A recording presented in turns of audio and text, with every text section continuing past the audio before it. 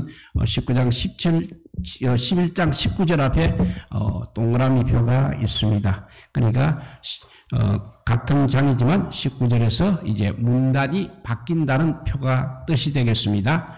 그래서 11장에 나온 내용이 끝나는 것이 아니라 다른 내용을 말하고 있는 것입니다. 그래서 거기에 보면 요한이 언약궤를 보았다고 했습니다. 더 정확하게 말하게 되면 하나님이 요한에게 언약궤를 보여주셨다는 것입니다. 언약궤는 바로 우리 하나님의 임재를 상징하고 있습니다. 이스라엘이 있는 곳에 하나님께서 임재하셨습니다. 이는 하나님이 이스라엘과 함께 계시겠다는 뜻이 되는 것입니다. 9절 앞에 동그라미 표가 없으면 언약궤가 11장에 기록된 내용을 설명하는 것이 될 것입니다. 특히 19절이 이해라고는 말로 시작이 되고 있습니다.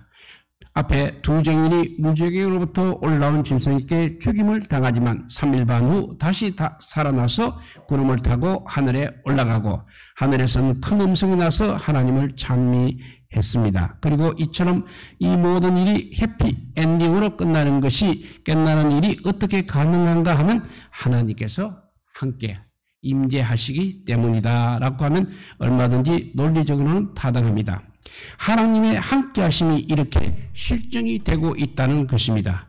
그런데 이에라고 번역된 헬라어 카이는 영어로 치면 end에 해당되는 것입니다. 지금까지 말한 내용에 있어서 이제 다른 내용을 덧붙이겠다는 뜻이 되겠습니다. 그러니까 11장 19절은 장은 11장이지만 12장에 연결된 내용이 되는 것입니다. 11장에는 교회가 이 세상에서 박해를 받는다는 내용이 나와 있습니다. 그리고 12장 13절에 가면 그 배경을 설명하고 있습니다. 교회를 박해하는 배후에는 누가 있느냐 하는 것입니다. 그래서 12장에 보면 용이 나오고 13장에 가면 바다에서 나온 짐승 그리고 또 다른 짐승의 이야기가 나오고 있습니다. 이런 살벌하고 엄선한 내용을 이야기하기에 앞서서 먼저 언약궤를 살짝 보여주고 있습니다. 그러니까 하나님께서 친히 함께 하신다. 아무리 힘들고 용이라든지 짐승이라도 이런 것들이 나와서 아무리 힘들고 어려워하게 해도 이 사실을 잊지 말라는 뜻이 되겠습니다. 모세가 만든 성막에 있던 언약궤는 길이가 2규빗, 높이와 넓이가 1규빗 반이었습니다.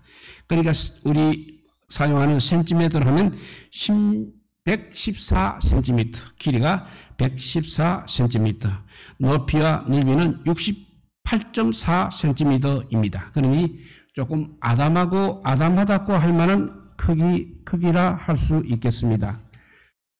요한이 본 이 언약궤도 그와 같았을지는 모르겠습니다. 하여튼 요한은 언약궤만 본 것이 아니고 하나님의 위엄과 권능을 같이 보았다고 했습니다. 언약궤 주변에 항상 이렇게 번개와 음성들과 진과 큰 우박이 같이 있는 것이 그것을 표현하고 있는 것입니다. 교회에 고난이 있다는 것이 하나님께 힘이 없는 탓이 아니라는 것입니다. 하나님께서는 이 세상을 통치하시는 분이십니다. 교회에는 어차피 최후의 승리가 항상 보장되어 있는 것입니다.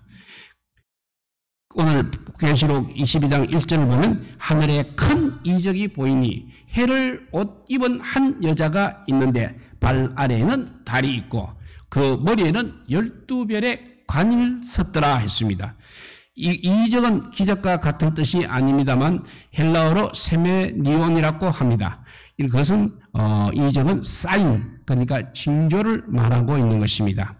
맹인이 눈을 뜨거나 나병 환자가 낫는 것을 우리는 이적이라고 합니다. 그러니까 불가능한 일이 일어났기 때문이 아니라 그 일이 암시하는 내용이 있기 때문에 그렇게 이적이라고 하는 것입니다. 오늘 본문에서는 하늘에 큰 이적이 보였다고 했습니다. 그러니까 보통 이적이 아니라는 것입니다. 이적 중에서도 큰 이적이라는 것입니다. 이적의 규모가 아니라 내용이 그렇다는 이야기가 되겠습니다. 모든 문제의 핵심을 보여주는 징조입니다. 여기 한 여자가 있습니다. 해를 옷 입었습니다. 발 아래는 달이 있습니다. 머리에는 12별의 관을 쓴 여자입니다. 이런 여자를 우리가 그림으로 그린다는 것이 가능하겠습니까? 해를 옷 입었다는 이야기가 무슨 뜻이겠습니까? 어린아이들이 해를 의인화해서 그린 것처럼 해 팔 다리가 달리게 되면 해를 입은 것이 되는 것입니까? 발 아래 달이 있다는 이야기, 이것도 역시 이해하기가 쉽지 않습니다. 암수롱이 달에 착륙했다고 해서 발 아래 달이 있다고 그렇게 신문에서 표현을 했습니다. 서커스 공연을 할 때 피에로가 공 위에 올라가서 공을 굴릴 수는 있습니다. 그러면 발 안에 공이 있는 것이라 할 수 있는 것입니까? 그런 식으로 발 아래 달이 있으려면 여자가 달이 있을 만큼 얼마나 커야 하겠습니까? 얼마나 거인이 되어야 하겠습니까? 또 12별의 관을 섰다는 이야기도 역시 이해하기 힘듭니다. 군인 계급 중에 별 모양이 있습니다. 별 모양이지 별은 달 수가 없는 것입니다. 그런데 본문에서는 12개의 별 모양이 달린 관이 아니라 12별의 관을 이야기하고 있는 것입니다. 그러니까 별만 있는 것이 아니라 해와 달과 별이 다 동원되었다는 것입니다. 대체 어떤 모습인지 우리가 좀 상상하기가 어렵습니다. 어쨌든 굉장히 영광스러운 것만큼은 분명합니다. 이 여자에게서 이제 그리스도가 태어날 것입니다. 그래서 큰 이적이라고 하는 것입니다. 그렇다고 해서 이 여자가 성모 마리아라는 이야기는 아니라는 것입니다. 12장 17절에 가보면 영이 여자에게 분노하여 돌아가서 그 여자의 남은 자손 곧 하나님의 계명을 지키며 예수의 정도를 가진 자들과 더불어 싸우려고 바다 모래 위에 서 있더라고 해서 여자의 남은 자손 이야기가 나옵니다. 여자에게서 그리스도만 탄생하는 것이 아니라 숱한 하나님의 백성들이 태어났다는 그런 뜻이 되겠습니다. 여기서 여자는 교회를 상징하고 있습니다. 교회를 이렇게 영광스럽게 이야기하는 것은 여자가 된 아이 그리스도 때문인 것입니다. 예수님께서 성천한 다음 오순절 마가 다락방에 성령님이 임하셔서 교회가 탄생되었습니다. 그런데 어떻게 교회가 그리스도를 낳을 수가 있는 것입니까? 엄밀하게 말하면 교회가 그리스도를 낳은 것이 아니라 오히려 그리스도께서 그리스도를 낳아서 교회가 된 것입니다. 교회가 그리스도를 낳은 것이 아니라 그리스도를 낳았기 때문에 교회가 된 것입니다. 그리스도를 낳기 전에 교회는 그냥 이스라엘이라는 나라로 존재하고 있었습니다. 민족 따위의 이스라엘이 아니라 참 이스라엘을 말하고 있는 것입니다. 굳이 이름을 붙인다면 구약교회라고 그렇게 할 수 있는 것입니다. 그리스도가 태어나기 전에는 구약교회입니다. 그런데 태어난 다음에는 이제 신약교회라고 하는 것입니다. 이 여자가 안고 있는 고통은 메시아를 출생시키기 위한 고통인 것입니다. 이 세상의 구원을 이루기 위한 고통인 것입니다. 우리에게 적용시키면 하나님의 언약을 이루기 위한 고통인 것입니다. 사람들은 만사가 형통해야 복을 받은 줄 알고 있습니다. 심지어는 신앙이 좋게 되면 고난이라는 것은 전혀 없는 줄로 알고 있습니다. 그날 요셉이 억울한 누명을 써서 옥에 갇힌 것도 우리가 알고 있습니다. 바울이 고난받는 것도 알고 있습니다. 예수님의 십자가에 달린 것도 알고 있습니다. 그러면서 자기 앞길은 늘 평탄하게 해달라고 기도하고 있는 것입니다. 회사라는 수고 없이 아이를 낳아 키우는 즐거움만 누리겠다는 그런 이야기가 되는 것입니다. 톨스토이가 한 이야기가 있습니다. 그리스도인들은 세상을 변화시켜 달라고 기도한다. 그러면서 자기를 변화시켜 달라고 기도하지는 않고 있다고 했습니다. 사람들은 늘 환경을 위해서 기도를 하고 있습니다. 하지만 정작 기도해야 할 대상은 바로 자기 자신이라는 것입니다. 우리 주변의 환경이 우리에게 순종해야 하는 것이 아닙니다. 우리가 하나님의 뜻에 순종을 해야 하는 것입니다. 고통 없이 생명이 태어날 수 없는 것처럼 하나님의 언약 역시 고통을 통해서 성취되는 것입니다. 요한이 본 이적은 한 가지가 되어 있습니다. 한 큰 붉은 용이 있습니다. 머리는 7이요 뿔은 10이라고 했습니다. 또 머리에는 7 왕관을 섰다고 했습니다. 그 꼬리가 하늘의 별 1/3 1을 끌어다가 땅에 던진다고 했습니다. 머리가 7이고 뿔이 10이면 어떻게 그려야 한다는 이야기입니까? 머리가 7인 용은 그릴 수가 있을 것입니다. 그런데 10뿔은 어떻게 그려야 하는 것입니까? 승마뿔이 몸통에 뿔을 그릴 수는 없지 않습니까? 결국 모든 머리에 똑같이 뿔이 있는 것이 아니라 어떤 머리에는 하나가 있고 어떤 머리는 2개가 있는 것입니다. 또 어떤 머리는 3개도 있을 수 있고 어떤 머리는 또 그렇니까 없을 수도 있는 것입니다. 해를 옷 입고 발 아래 달이 있고 머리에 12별의 관이 있는 여자도 그렇다는 것입니다. 영도 실제 모습이 아니고 상징이라고도 볼 수 있는 것입니다. 머리가 7이라고 여기서 표현한 것은 하나님의 완전수 7을 흉내낸 것이고 뿔이 10인 것은 바로 능력이 많다는 뜻이 되는 것입니다. 성전에 들어가게 되면 가장 먼저 만나는 것이 바로 번제단입니다. 그 다음이 물두멍이 있습니다. 번제단과 이제 물두멍을 지나 성소에 들어가게 되면 떡상과 금촛대와 분향단이 있습니다. 이 중에 번제단과 분향단에는 뿔이 있습니다. 성경에서 뿔은 능력과 권세와 힘을 뜻하고 있습니다. 번제단은 우리를 위해 피 흘려 돌아가신 주님의 속죄 사역을 나타내고 있습니다. 분향단은 기도를 나타내는 것입니다.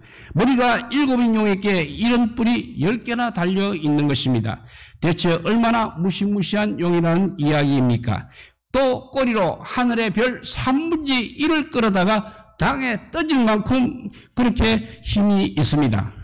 그런 우리 동양에서는 용은 상스러운 동물이 되고 주로 왕을 상징하고 있습니다.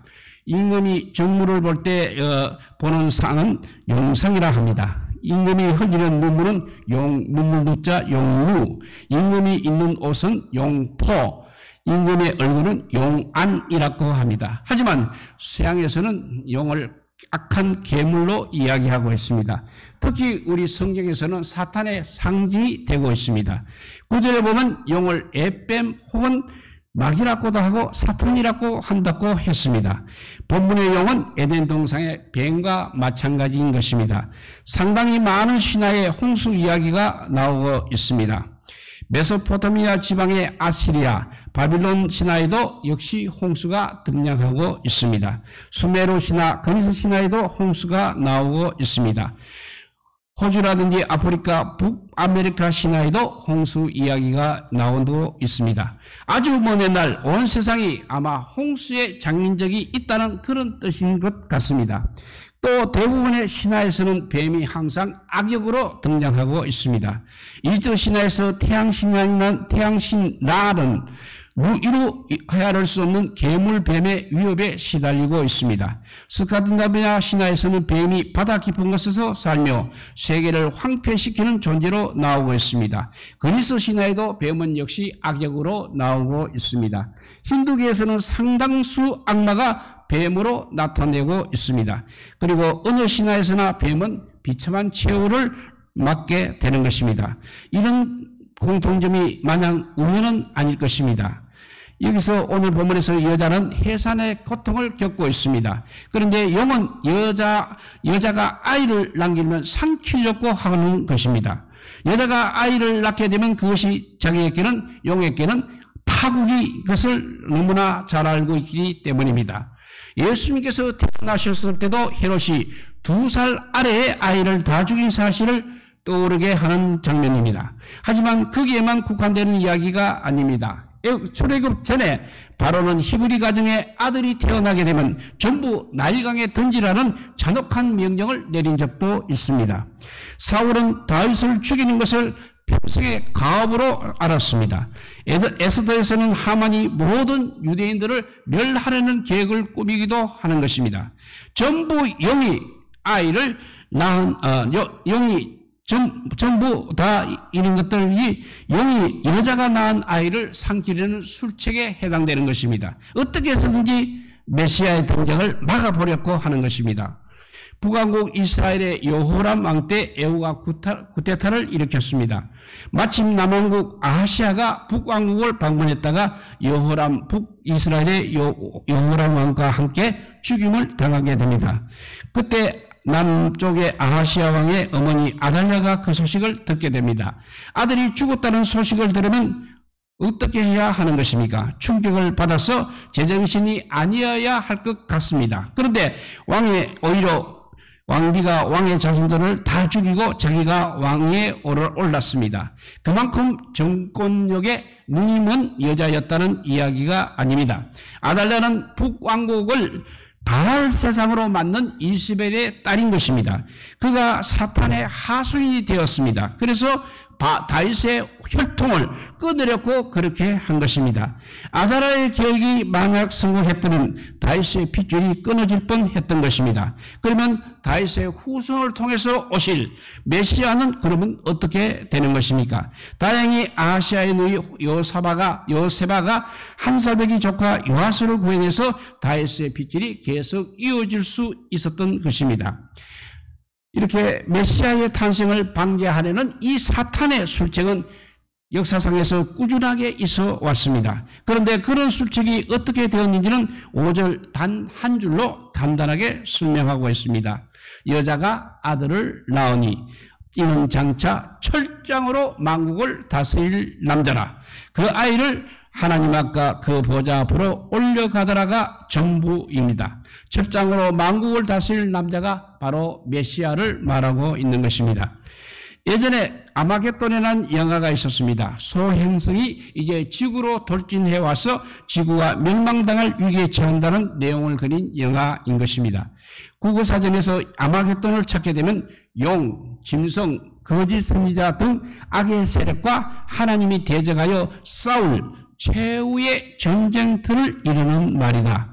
팔레스타인의 도시 무기또 언덕이라는 뜻으로 요한계시록에 나온다. 이렇게 사전에는 설명이 되어 있습니다. 계시록 16장 16절에 보면 새 영의 히브리어로 아마겟돈이라 하는 것으로 왕들을 모으더라 하는 구절이 나오고 있습니다. 우리 하나님은 전능하신 분이십니다. 그런 하나님과 어떻게 사탄이 싸운다는 것이 말이 되겠습니까? 하나님이 사탄을 멸하려고 한다면 손가락 하나 까딱할 필요까지 없는 것입니다. 사탄을 멸해야 하겠다고 생각만 하면 그렇게 되는 것입니다. 그런데도 아마겟돈을 이 세상 종말에 있을 인류의 최후의 전쟁으로 이야기하고 있습니다. 그런 전쟁이 일어나는 것이 바로 무기또라고도 하는 것입니다. 장차 무기또에서 어떤 일이 벌어질지는 모르겠습니다만 예수님께서 인간의 몸을 입고 이 땅에 오셔서 십자가에 죽으셨다가 부활 성천하신 사건보다 더 큰 전쟁이 있겠습니까? 그것으로 모든 것이 끝나겠습니까? 옛날 카이스로가 폰투스로 원정을 떠나게 되었습니다. 당시 폰투스 왕은 파르나케스였습니다. 파르나케스의 아버지 미트라다테스는 30년 동안 그리스와 소아시아를 토대로 로마와 맞서 자웅을 겨룬 그런 사람이었습니다. 양쪽이 오늘날 터키의 진레라는 곳에서 마주쳤습니다. 파르나케스는 카이사르의 상대가 되지 않았습니다. 그래서 싸움은 싱겁게 끝이 났습니다. 카이사르는 로마 원로원에서 단 3마디로 성전 소식을 알렸습니다. 그 말이 라틴어를 그대로 해석하면 왔노라, 보았노라, 이겨노라, 이 3마디입니다. 카이사르에게는 그 정도로 승리가 너무나 당연했던 모양입니다. 정확하게 이리저리 이야기를 누르놓을 소식이 없다는 것입니다. 5절도 그런 식입니다. 메시아가 어떤 인물을 어떻게 수행했는지에 대한 이야기는 전혀 없습니다. 십자가를 졌다는 이야기도 없고 부활했다는 이야기도 없이 그냥 여자에게서 태어나서 하나님 앞과 보좌 앞으로 올라갔다는 단 한마디만 있을 뿐인 것입니다. 그러면 사탄은 무엇을 해야 하는 것입니까?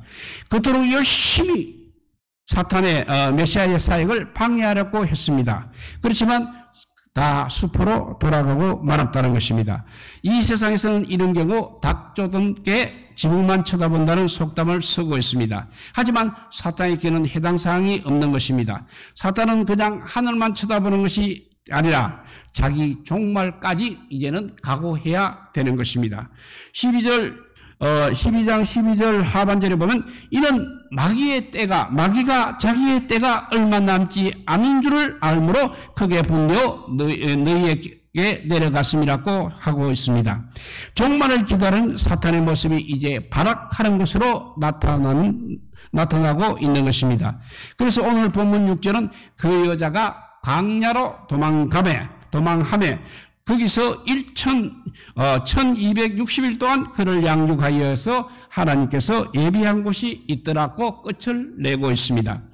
에덴 동산에서 아담과 하와가 범죄한 다음에 하나님께서 장차 여자의 후손이 뱀의 머리를 상하게 할 것이라고 말씀했습니다. 여자의 후손이 메시아인 것입니다. 메시아가 이미 뱀의 머리를 박살내었습니다. 그런데 완전히 숨통이 끊어지지는 않았습니다. 아직도 꼬리가 꿈틀거리고 있습니다. 그래서 새하늘과 새 땅이 선포될 때까지는 남은 수명이 있다는 것입니다. 그래서 여자가 광야로 피신을 하게 되는 것입니다. 그것은 하나님께서 그 여자를 양육하기 위해서 예비하신 것입니다. 광야는 출애굽을 연상시키는 단어인 것입니다. 홍해를 건넌 이스라엘이 광야에서도 역시 하나님의 보호를 받았습니다. 하나님께서 낮에는 구름기둥으로 밤에는 불기둥으로 이스라엘을 인도하셨습니다. 먹을 것이 없을 때에도 만나를 내려주셨습니다. 물이 없을 때는 반석에서 물이 나오게 하셨습니다. 광야는 바로 살기가 어렵지만 하나님의 은혜를 체험하기에는 너무나 적합한 땅인 것입니다. 하나님의 은혜가 아니면 살 수 없기 때문에 광야라고 하는 것입니다. 여자가 그런 광야에 1260일을 양육받게 되는 것입니다. 앞에 5절에서 메시아가 성천을 했습니다. 6절에 가면 교회가 양육받아야 할 기간으로 1260일을 이야기하고 있는 것입니다. 교회의 양육은 이제 예수 그리스도 메시아가 재림하게 되면 끝이 나는 것입니다. 결국 1260일은 바로 주님의 성천부터 주님의 재림까지의 기간이라고 할 수 있는 것입니다. 그것을 42달이라든지 3년 반이라든지 한때와 두때와 반때 이렇게 전부 같은 말로 설명하고 있는 것입니다. 지금 우리가 살고 있는 것은 바로 1260일 날 중에 어느 날을 지금 우리가 살고 있는 것입니다. 그러면 광야는 어떻게 되는 것입니까? 출애굽 당시에 이스라엘은 정말로 광야 생활을 했습니다. 그런데 오늘 본문의 여자는 교회라고 했습니다. 교회에 해당되는 광야는 그러면 어느 곳입니까? 우리를 종말의 날까지 양육하기 위해서 하나님께서 예비한 곳이 어떤 것입니까? 현재 우리가 살고 있는 날이 1260일 중에 어느 날이라고 했습니다. 그러면 광야는 바로 지금 우리가 살고 있는 바로 이 세상인 것입니다. 출애굽한 이스라엘이 가나안에 들어가기 전까지 광야에서 양육을 받았던 것처럼 우리는 지금 이 세상에서 양육을 받고 있는 것입니다. 그날 이스라엘이 광야에서 하나님의 은혜가 아니면 살아갈 수 없는 것을 체험했던 것처럼 우리는 이 세상에서 하나님의 은혜가 아니면 살 수 없는 것을 지금 체험하고 있는 것입니다. 성경이 특별한 책입니다. 성경이 특별한 책이면 요한계시록도 특별한 책이 맞는 것입니다. 성경이 특별한 책이 아니라면 요한계시록도 역시 특별한 책이 될 수 없는 것입니다. 요한계시록에 있는 이야기는 성경 다른 곳에도 있어야 하는 것입니다. 요한계시록을 펴놓고 성경 다른 곳에 없는 이야기를 하는 것은 매우 조심스러운 일입니다. 요한계시록은 미래의 어떤 시점에 일어날 일, 어쩌면 우리 생년에 일어나지 않고 넘어갈 수 있는 일을 기록한 책이 아니라는 것입니다. 지금 우리가 살고 있는 세상에서 지금 일어나고 있는 일들을 이야기하는 책인 것입니다. 사도 요한 시대도 일어났습니다. 아우구스투스 시대도 일어났습니다. 십자가 시대도 일어났습니다. 루트와 칼빈 시대도 일어난 일이 지금도 역시 일어나고 있는 것입니다. 여자가 광야에서 1260일을 양육받았다는 이야기가 바로 그렇다는 것입니다. 그것이 교회의 역사입니다. 그리고 우리가 지금 그렇게 살고 있는 것입니다. 우리가 살고 있는 이 광야는 우리가 살고 있는 곳이 광야라는 사실을 우리가 제대로 알고 있어야 합니다. 삶이 고달플 수도 있는 것입니다. 그래서 요한에게 언약궤를 먼저 보여주셨습니다. 하나님이 요한과 함께 한다는 뜻이 아니라 우리와 함께 하신다는 뜻으로 그렇게 보여주셨습니다. 하나님의 관심은 이스라엘을 양육하는 데 있는 것입니다. 그 하나님이 우리를 지금 양육하고 계십니다. 우리가 있는 것은 육신을 즐기라고 있는 것이 절대 아닌 것입니다. 우리에게 주어진 시간도 역시 우리 육신을 즐기라고 주어진 시간은 아니라는 것입니다. 하나님께서 우리를 양육하기 위한 것이고 하나님께서 우리를 양육하기 위한 시간이 지금인 것입니다. 하나님의 인도하심에 절교 순종하는 것이 바로 그런 뜻에서 우리의 지혜고 책임인 것입니다. 늘 하나님의 안에서 살아가서 하나님의 나라에 이르기까지 모두 다 성공적으로 생활하는 우리 모두가 되시기를 주님의 이름으로 축복드립니다. 기도하겠습니다. 사랑의 하나님 감사합니다. 이 광야 같은 세상에서 내가 자살났고 아웅다웅하고 있는 어리석음을 구하고 있습니다. 그리고 사탄은 우리를 갖다가 멸망시키려고 얼마나 여러 군데서 계략을 꾸미고 있는지 모릅니다. 그럼에도 불구하고 우리는 세상과 타협을 하고 살아가고 있는 어리석은 사람들처럼 그렇게 아버지 살고 있습니다. 이제 아버지 하나님을 바로 알게 하여 주시고 이 세상의 원리를 바로 알게 하여 주시고 우리가 마지막 날 어떻게 되는 것까지도 우리가 짐작하게 알게 하여 주셔서 반드시 승리하는 자 되게 하여 주시고 사탄의 계략에 의해서 몰락하는 멸망당하는 어리석은 자가 되지 않게 하여 주시기를 간절히 빌고 원하올 때 우리 구주 예수 그리스도 이름으로 기도드려옵나이다. 아멘.